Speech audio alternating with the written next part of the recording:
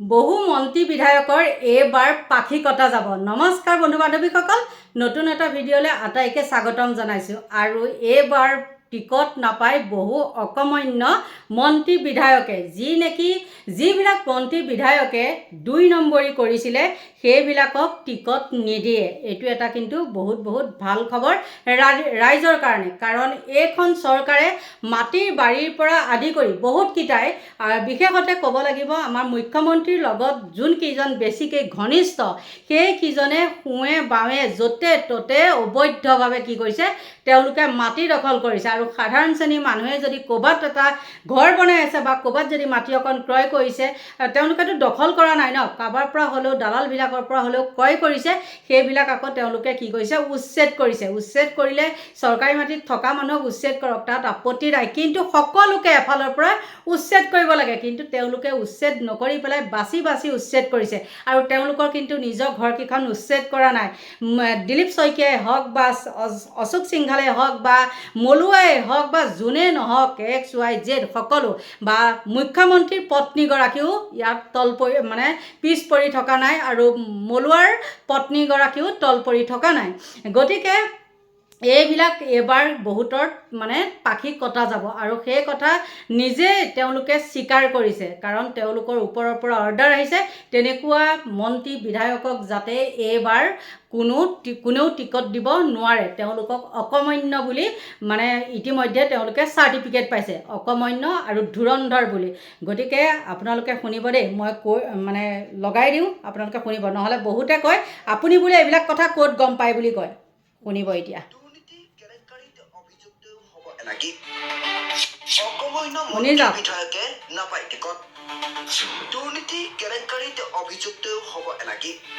নহ'লে পিছত ক'ব নহয় আপুনি এনেই কয় বুলি, ক'ৰবাৰ পৰা বনাই কওঁ বুলি কয় নহয়, সেইকাৰণে শুনি লওক।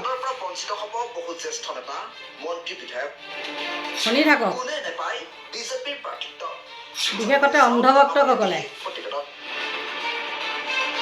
সমাগত বিধানসভাৰ নিৰ্বাচনত দলীয় টিকট নাপায় একাংশ মন্ত্ৰী বিধায়কে। বিজেপি আৰু RSSৰ শীৰ্ষ সূত্ৰ এটাই সদৰি কৰা মতে আগন্তুক নিৰ্বাচনত বিজেপিৰ প্ৰাৰ্থিত্বৰ পৰা বঞ্চিত হ'ব প্ৰায় 40% মন্ত্ৰী বিধায়ক। সূত্ৰটোৰ মতে যিসকল মন্ত্ৰী বিধায়কৰ বিৰুদ্ধে বিভিন্ন দুৰ্নীতি আৰু কেলেংকাৰীৰ অভিযোগ উঠি আহিছে, তেনে মন্ত্ৰী বিধায়কক পুনৰবাৰ দলীয় প্ৰাৰ্থিত্ব নিদিয়াৰ সিদ্ধান্ত লৈছে বিজেপি আৰু RSSৰ নেতৃত্বই। মন কৰিবলগীয়া যে প্ৰদেশ কংগ্ৰেছৰ সভাপতি হিচাপে সাংসদ গৌৰৱ গগৈ দায়িত্ব লোৱাৰ পাছতে অসমৰ ৰাজনৈতিক পৰিস্থিতিৰ ব্যাপক পৰিৱৰ্তন ঘটিছে। বিশেষকৈ উজনি অসমত বিজেপিৰ ভেটি থৰপৰস হৈ পৰাৰ বিপৰীতে বৃদ্ধি হৈছে বিৰোধী দল কংগ্ৰেছৰ শক্তি। ইতিমধ্যে বিজেপি দল ত্যাগ কৰি বহু সংখ্যক কৰ্মকৰ্তাই কংগ্ৰেছত যোগদান কৰিছে। এইটো আকৌ আপোনালোকে নক'ব যে কেতিয়াবাৰে বাতৰি, এইটো কেতিয়াবাৰে বাতৰি নহয়, কালিৰ বাতৰি। আৰু কোনটো চেনেলত দিছিলে, কি NV লাইভত দিছিলে। গতিকে এইখন চৰকাৰ মাটি বাৰীয়ে আৰু গম পাই গৈছে ওপৰ মহলতো তেওঁলোক কিমান চোৰ। আনচাই ৰাজহুৱা সম্পত্তি গৰুকেইটাও তেওঁলোকৰ পৰা ৰক্ষা নপৰিলে। গৰুকেইটা আহিছিলে দুখীয়া মানুহৰ কাৰণে, আৰু তেওঁলোকে কি কৰিলে, নিজৰ গোহালি বনাই পেলাই ৰঙিয়াৰ ষ্টেচনৰ পৰাই চুৰ কৰি লৈ গ'ল। আৰু সেই দিগন্ত কলিতা বোলা সেইজনে আকৌ কি কৰিছে, পিছত চাফাই দিছে যে বেমাৰী গৰু কিবা মৰি গ'ল, কিবা গ'ল, চাফাই দিছিলে বা উভতাই দিলোঁ বুলি কৈছিলে নহয়নে। আৰু কিছুমান নীলাজে কিন্তু এতিয়াও সেইখিনি দি নিদিলে, চুৰ কৰি নিয়া বস্তুকেইটাও দি নিদিলে ঘূৰাই পেলাই। আৰু আঁচনিসমূহতো পাইছে, যিখিনি নেকি মলুৱাৰ পত্নীয়ে পাইছে, 50 লাখ নে 5 লাখ নহয় এনেকুৱা আছিলে, পাহৰি গৈছোঁ এই মুহূৰ্তত। গতিকে এইবিলাকে টিকট এইবাৰ নাপায় বুলি তেওঁলোকে ওপৰ মহলে জনাইছে। আৰু এইবিলাক মই সাজি পাৰি কোৱা কথা নহয় দেই, এইবিলাক তেওঁলোকে নিজে কৈছে। আৰুতো আছে 2 নম্বৰী একদম চিণ্ডিকেট, কয়লা চিণ্ডিকেটৰ পৰা আদি কৰি অন্যান্য, এতিয়া মুঠতে গণি শেষ কৰিব নোৱাৰি। আৰু বিশেষতে জলাশয়, এইবাৰ কিন্তু জলাশয়, অশোক সিংঘাল, এইখিনিতে ক'ব লাগিব অশোক সিংঘাল এজন ধূপ বেপাৰী আছিলে। আৰু সেইজনে দেখিছে নহয় সিদিনাখন কি কৈছিলে, জুবিনৰ সমাধি ক্ষেত্ৰৰ ওচৰত প্ৰথমতে ক'লে মাটি একদম নায়েই, ট্ৰাইবেল মাটি তেওঁ নায়েই। তাৰপিছতে কৈ দিলে কি বোলে তেওঁ ইমান চনতে লৈ থৈছিলে, 9 চনতে লৈ থৈছিলে নে কিমান এনেকুৱা বুলি ক'লে ন। আৰু 9 চনত তেওঁ কি আছিলে, 9 চনত তেওঁ কিবা আছিলেনে? তেওঁতো এজন ধূপ বেপাৰী আছিলে। আৰু সেই ধূপ বেপাৰীয়ে আমাৰ মুখ্যমন্ত্ৰীৰ নেগুৰত ধৰি পেলাই জাপ দি কি কৰিলে, সোঁৱে বাৱে সকলো ফালে তেওঁক হেৰি কৰি ল'লে, গোটাই ল'লে।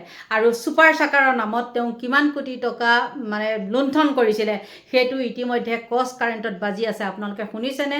বা অন্য মিডিয়াৰ নিচিনা বা অন্য চেনেলৰ নিচিনা কিন্তু ক্ৰছ কাৰেণ্ট নহয়। মই সদায় ক্ৰছ কাৰেণ্টৰ বাতৰিহে সদায় ফ'ল' কৰোঁ।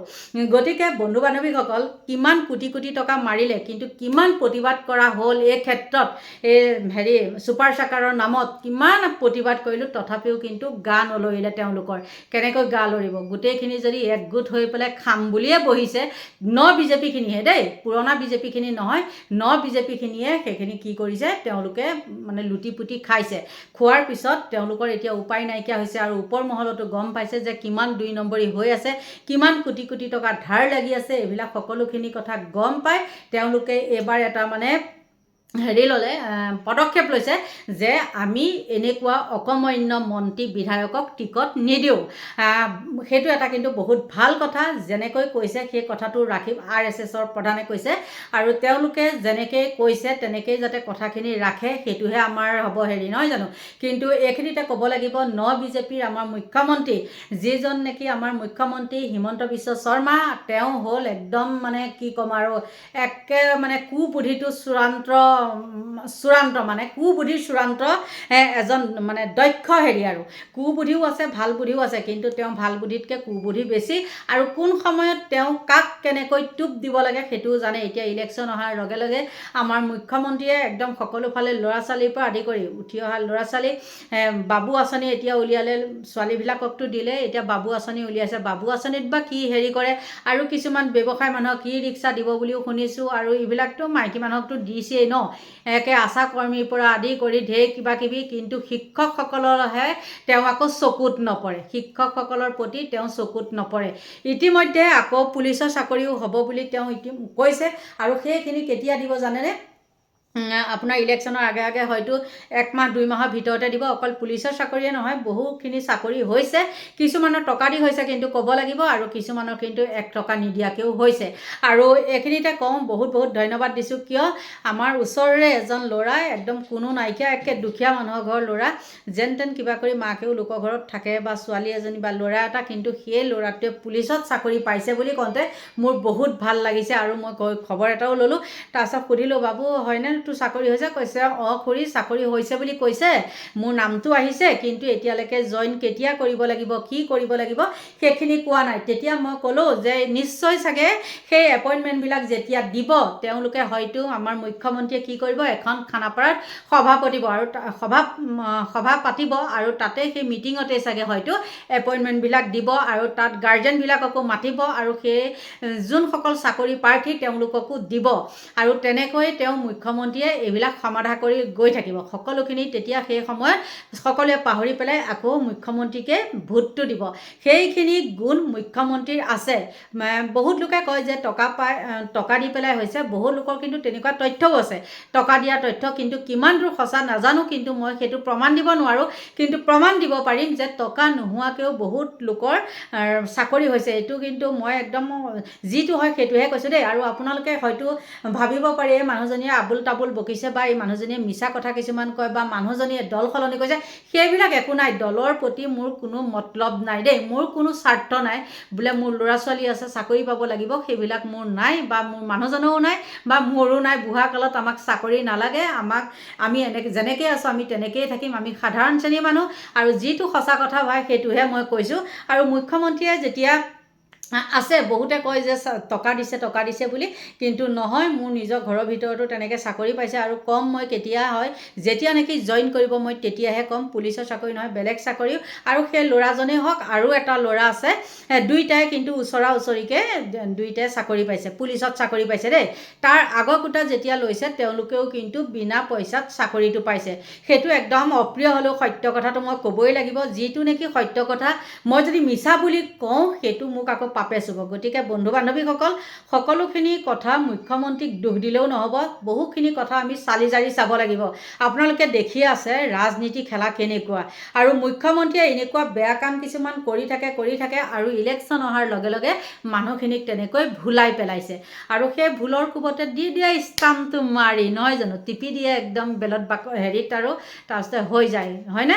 গতিকে বন্ধু বান্ধৱীসকল, এইখিনি আছিলে মোৰ ক'বলগীয়া। আৰু যদি মই কিবা ভুলকৈ কৈছোঁ বহুত লৰালৰিকৈ পেলাই মই ভিডিঅ'টো বনাইছোঁ কি জানেনে আপোনালোকে চাগে হয়তো এটা দুটা শব্দ শুনিব পাৰে ইমানেই বান্দৰে মানে উৎপাত কৰিছে গতিকে মই এতিয়া আপোনালোকৰ পৰা লৈছোঁ বিদায় সকলোকে ভগৱানে ভালে কুশলে ৰাখক তাকেই কামনা কৰিছোঁ আৰু মোৰ ভিডিঅ'টো ইমানতে সামৰণি মাৰিছোঁ বাই বাই